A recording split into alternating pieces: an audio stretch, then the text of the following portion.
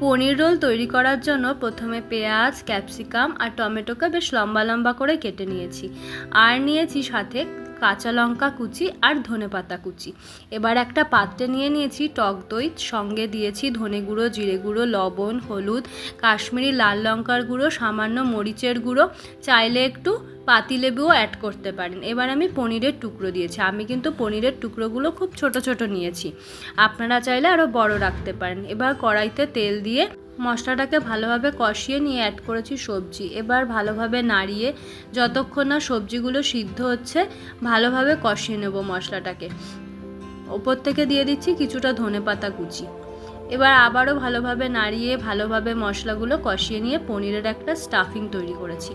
এবার আগে থেকে পরোটা করেছিলাম, ঘিয়ে ভেজেছিলাম পরোটাগুলো। এর মধ্যে পনিরের স্টাফিং কিছুটা সস দিয়ে সুন্দর করে মুড়িয়ে নিয়ে ব্যাস এবার পরিবেশন করুন।